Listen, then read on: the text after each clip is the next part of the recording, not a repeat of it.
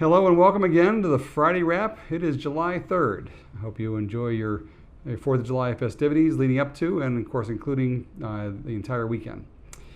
This Friday Wrap has a lot less events actually that happened this week, but a lot more activity. A lot more things were done around the village, actually during a week that I was on vacation. It's just absolutely great to have a great village administrator as well as trustees that carry on and have gotten a lot of work done this past week. For example, they went through a number, probably a dozen applications for the Public Works Director.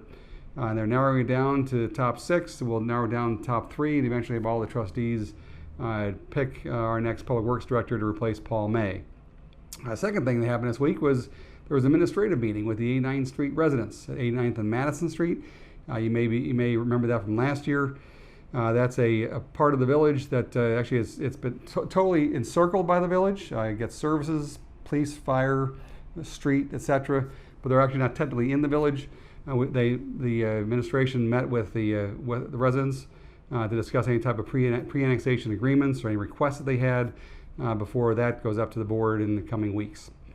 Third thing was there was the residents of Peppermill Court. We met with them, and the village administrator has already made a tremendous amount of progress in trying to help them with a water retention problem they've had there. The subdivision was actually built, the idea of ponding in the middle of the street, and it's gotten worse over the years.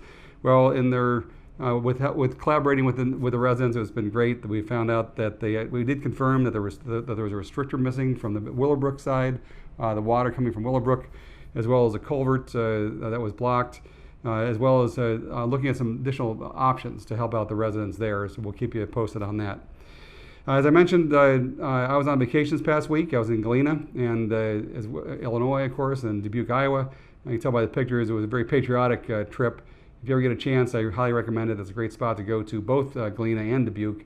The hotel alone we stayed at, the Hotel Julian, was phenomenal. Had a $30 million renovation, including geothermal heating and air conditioning as well. It's just an incredible facility.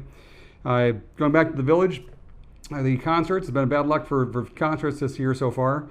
The concert last Friday was rained out. Of course, there is no concert tonight.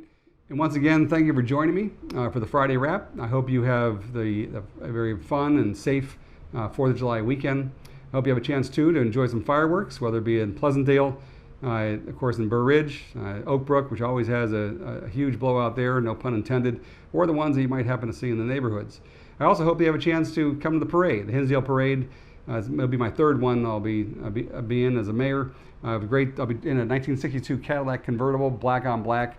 It's actually triple black, which is incredible. I borrowed from a neighbor of mine. A shout out to John Coleman.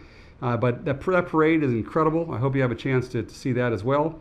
I hope you have an enjoyable time, and I also hope that you have a chance to reflect on the true meaning of July 4th, the birth of our nation, when our forefathers had the foresight to declare our independence and freedom, and declare that we are one nation, of course, under God, but we are endowed by our Creator with certain unalienable rights, and among them is the pursuit of life, liberty, and the pursuit of happiness.